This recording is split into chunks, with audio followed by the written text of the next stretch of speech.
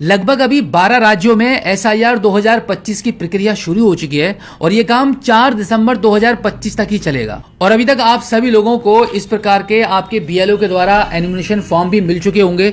In form को fill करके बहुत जल्दी आपको आपके बीएलओ तक पहुंचा देना है। लेकिन अब इलेक्शन कमीशन ऑफ इंडिया की तरफ से राहत की बात यह है कि आप इस फॉर्म को न भरकर इसको ऑनलाइन भी भर सकते हो। फिर ना तो आपको बार बार बीएलओ के चक्कर काटने पड़ेंगे और ना ही आपको इस फॉर्म की कोई जरूरत पड़ेगी। ऑनलाइन अपने मोबाइल फोन के माध्यम से घर बैठे बैठे इस फॉर्म को फिल कर पाओगे। तो आज का ये वीडियो आप सभी के लिए बहुत इंपॉर्टेंट होने वाला है, तो इस वीडियो में लास्ट तक मेरे साथ बने रहिएगा। तो अभी हम चलते हैं मोबाइल फोन की स्क्रीन पर और जानते हैं कि मोबाइल फोन के माध्यम से बैठे बैठे आप अपने इस फॉर्म को ऑनलाइन कैसे कर पाएंगे। तो इसके लिए आप अपने मोबाइल फोन के गूगल पर टाइप करेंगे वोटर्स ईसीआई। उसके बाद वेबसाइट का ये जो पहला लिंक आपको दिखाई देगा, इस पर आप क्लिक कर देंगे। तो इस प्रकार से इलेक्शन कमीशन ऑफ इंडिया का वोटर्स सर्विस पोर्टल आपके मोबाइल फोन की स्क्रीन पर ओपन हो जाएगा, जहां पर आपको सबसे पहले लॉग इन करना होता है। अब देखो, अगर आप पहली बार इस पोर्टल पर आए हैं तो आपको एक अपना अकाउंट बनाना होगा। इसके लिए आप यहाँ पे साइन अप वाले बटन पर क्लिक करेंगे। इस पर क्लिक करने के बाद यहां पर अपना मोबाइल नंबर और इस कैप्चा कोड को फिल करके कंटिन्यू करेंगे और अपना यहां पे अकाउंट रजिस्टर कर लेंगे। और एक बार जैसे ही आपका यहाँ पे रजिस्ट्रेशन कंप्लीट हो जाएगा, उसके बाद आप यहाँ पर लॉगिन वाले बटन पर क्लिक करके अपना मोबाइल नंबर एंटर करेंगे, इस कैप्चा कोड को फिल करेंगे और रिक्वेस्ट ओटीपी वाले ऑप्शन पर आप क्लिक कर देंगे। अब आपके मोबाइल नंबर पर ओटीपी चला जाएगा। उस ओटीपी को यहाँ पे एंटर करके वेरीफाई एंड लॉगिन वाले बटन पर क्लिक करेंगे। तो इस प्रकार से इस पोर्टल पर लॉगिन होने के बाद अब यहाँ पर थोड़ा सा लास्ट में नीचे के साइड में आ जाएंगे, तो यहाँ पर आपको एक ऑप्शन मिलेगा सर्विसेज में स्पेशल इंटेंसिव रिवीजन एसआईआर 2026। यहाँ पर आपको फिल एनुमिनेशन फॉर्म का ये ऑप्शन मिलेगा। इसी ऑप्शन पर आपको क्लिक करके ऑनलाइन फॉर्म फिल करना है। लेकिन इस फॉर्म को फिल करने से पहले आपको 2003 की वोटर लिस्ट की जरूरत पड़ेगी। इसलिए आपको यह वाला ऑप्शन मिलेगा search your name in last SIR. इसी वाले ऑप्शन पर क्लिक करके सबसे पहले आपको आपकी वोटर लिस्ट डाउनलोड करनी है। इसके लिए यहाँ पे सबसे पहले आप अपना स्टेट चूज करेंगे। स्टेट चूज करने के बाद अब यहां पे आपका डिस्ट्रिक्ट चूज करेंगे। अब देखो, डिस्ट्रिक्ट चूज करने से पहले आपको एक बात ये याद रखनी होगी कि 2003 में आपका जो भी डिस्ट्रिक्ट रहा होगा उसी डिस्ट्रिक्ट को आपको यहां से चूज करना है। अब इसके बाद असेंबली कंस्टिट्यूंसी पर क्लिक करके आपको आपकी तहसील चूज करने लेनी है। तहसील चूज करके अब यहां पर आप क्लिक करेंगे तो यहां पर भी आप देख सकते हैं कि एक लंबी सी लिस्ट यहां पे ओपन हो चुकी है। आपकी तहसील में जितने भी गांव लगते हैं उनसे भी गांव के नाम यहां पर निकल कर आ रहे हैं। अब इनमें से आपका जो भी गांव है उसको आप चूज करेंगे। उसके बाद आप व्यू वाले बटन पर क्लिक कर देंगे। व्यू पर क्लिक करते ही कुछ इस प्रकार से लोडिंग करेगा। लोडिंग होने के बाद आपकी 2003 की वोटर लिस्ट आपके मोबाइल फोन की स्क्रीन पर ओपन हो चुकी है।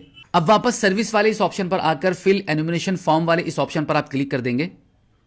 अब यहां से आप अपना स्टेट चूज करेंगे। इसके बाद यहां पर आप अपना वोटर आईडी कार्ड का नंबर जो 2025 की लिस्ट में है उसको आप एंटर करेंगे और सर्च वाले बटन पर क्लिक कर देंगे। सर्च करने के बाद आपके मोबाइल फोन की स्क्रीन पर कुछ इस प्रकार से आपकी वोटर आईडी कार्ड की पर्सनल डिटेल्स निकल कर आ जाएंगी।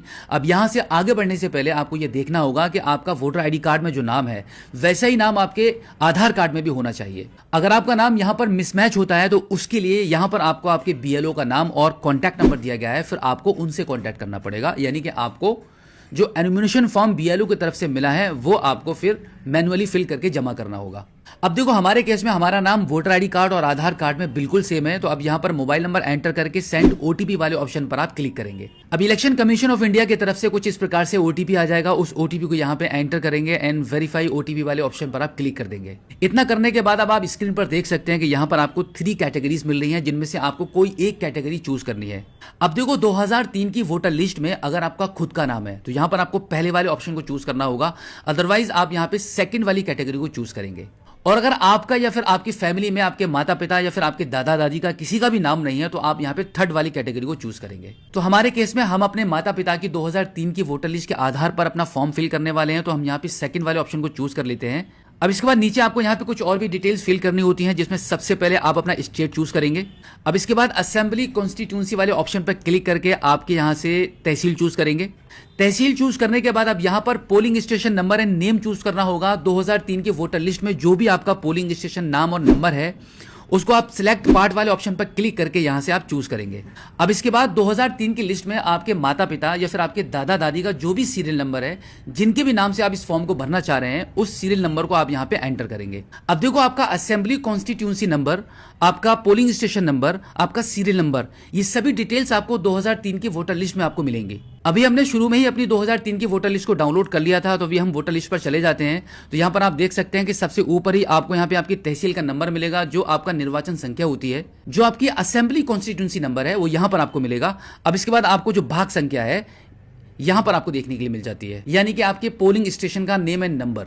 अब इसके बाद क्रम संख्या या फिर आपका सीरियल नंबर जो आपसे पूछा जा रहा है वो यहाँ पर आपको इस लिस्ट में मिल जाएगा। अब यहाँ पर 2003 की ये जो वोटर लिस्ट आपको शो हो रही है, इन्हीं में से आपको आपके माता पिता का नाम आपको देख लेना होगा। जैसे कि फॉर द एग्जांपल आपको आपके माता पिता का नाम दिख जाता है, उसके आगे आप देखेंगे तो ये दो प्रकार के आपको नंबर दिखाई दे रहे हैं। सबसे पहले अनुभाग यानी कि आपका सीरियल नंबर आपको शो कर रहा है, उसके बाद आपका मकान नंबर आ रहा है। तो अब जैसे कि अगर आप अपने फादर के नाम से इस फॉर्म को भर रहे हैं तो आप देखेंगे आपके फादर के नाम के आगे आपका जो भी सीरियल नंबर रहेगा उस नंबर को आप यहां से नोट कर लेंगे। अब इसके बाद वापस आप आपके इस फॉर्म पर आ जाएंगे और यहां पर आपका सीरियल नंबर नोट कर देंगे। अब इसके बाद सिलेक्ट और रिलेशनशिप वाले इस ऑप्शन पर आप क्लिक करेंगे तो इनमें से आपको कोई एक ऑप्शन चूज करना होगा कि आप इस फॉर्म को किसके नाम पर भरना चाह रहे हैं। तो जैसे कि मैंने अपने मदर के नाम से इस फॉर्म को भर रहा हूं तो मदर वाले ऑप्शन को मैं चूज कर लेता हूं। अब इसके बाद सर्च वाले ऑप्शन पर हम क्लिक करेंगे। सर्च वाले ऑप्शन पर क्लिक करने के बाद आपकी डिटेल्स कुछ इस प्रकार से निकल कर आ जाएंगी। एक बार आप इनको चेक कर लीजिए कि जो डिटेल्स आपने एंटर की है उसके मुताबिक जो नाम निकल कर आ रहा है वो सही नाम आ रहा है कि नहीं। अगर ये डिटेल्स सभी सही रहती हैं तो इस वाले ऑप्शन पर आप टिक करेंगे और कंटिन्यू कर देंगे। कंटिन्यू करने के बाद अब यहां पर आपको आपकी कुछ पर्सनल डिटेल्स फिल करनी होंगी, जिसमें सबसे पहले आपके आधार कार्ड के मुताबिक आपकी डेट ऑफ बर्थ एंटर करेंगे। यहां पे आपके आधार कार्ड का नंबर एंटर करेंगे, फादर नेम एंटर करेंगे। फादर कार्ड का अगर आपके पास वोटर आईडी कार्ड का नंबर है तो एंटर कर सकते हैं, अदरवाइज ये ऑप्शनल है, खाली भी छोड़ सकते हैं। अब यहां पर आपका मदर नेम एंटर करेंगे, मदर आईडी प्रूफ एंटर करेंगे यानी कि आपके मदर का वोटर आईडी कार्ड का नंबर। अब इसके बाद आपकी अगर शादी हो चुकी है तो यहां पे स्पाउस नेम, अगर आप एक महिला है इस फॉर्म को भर रहे हैं तो पति का नाम एंटर करेंगे। अगर आप एक पुरुष है तो यहां पर आप अपनी पत्नी का नाम एंटर कर देंगे। इसके बाद बिल्कुल इसी तरीके से यहां पर आपकी पत्नी का वोटर आईडी कार्ड का नंबर एंटर करेंगे, हालांकि ये भी ऑप्शनली है, चाहो तो खाली भी छोड़ सकते हो। एंड देन इसके बाद प्लेस ऑफ सबमिशन में आपके गांव का नाम एंटर कर देंगे। इसके बाद चूज फाइल वाले इस ऑप्शन पर क्लिक करके आपका फोटो अपलोड करेंगे। इस प्रकार से आपकी ये सभी डिटेल्स सही से फिल करने के बाद आप थोड़ा सा नीचे की साइड में आएंगे तो आप देखो अगर आपसे इस फॉर्म को फिल करने में कोई भी अगर मिस्टेक हो गई है तो आप यहाँ पे एडिट वाले ऑप्शन पर क्लिक करके उसको सुधार भी सकते हैं। अब यहाँ पे थोड़ा और नीचे की साइड में आएंगे तो यहाँ पे प्रीव्यू वाले बटन पर आप क्लिक करेंगे। प्रीव्यू पर क्लिक करने के बाद आपको इस फॉर्म का प्रीव्यू दिखाया जाएगा कि जो भी डिटेल्स आपने फिल की हैं वो एकदम सही है। सभी डिटेल्स अगर आपकी सही रहती हैं तो अब यहाँ पर आई हियर बाय डिक्लेयर वाले इस टर्म्स एंड कंडीशन के इस बॉक्स पर टिक करेंगे और फाइनली इसको सबमिट कर देंगे। सबमिट करते ही ये प्रोसेसिंग करने लगेगा, यहाँ पे आपको थोड़ा सा वेट करना होगा। अब यहाँ पर इस प्रोसेस को कंप्लीट करने के लिए आधार कार्ड के माध्यम से ई साइन करना होगा, तो यहाँ पर आपके आधार कार्ड के नंबर को एंटर करेंगे एंड देन गेट ओटीपी वाले ऑप्शन पर आप क्लिक कर देंगे। अब आपके आधार कार्ड के रजिस्टर्ड मोबाइल नंबर पर ओटीपी चला जाएगा, उस ओटीपी को आप यहाँ पे एंटर करेंगे, टर्म्स एंड कंडीशन के इस बॉक्स पर टिक करेंगे और फाइनली इसको आप सबमिट कर देंगे। सबमिट करेंगे, थोड़ा सा प्रोसेस करेगा, यहाँ पे आपका ई साइन ट्रांजेक्शन चल रहा है और आप देखेंगे क्विकली आपके मोबाइल फोन की स्क्रीन पर SIR 2026 की एक्नॉलेजमेंट स्लिप जनरेट हो जाएगी, जिसका आप अब यहां से स्क्रीनशॉट लेकर अपने मोबाइल फोन में सेव करके रख सकते हैं। आपका एनुमिनेशन फॉर्म ऑनलाइन सक्सेसफुली सबमिट हो चुका है।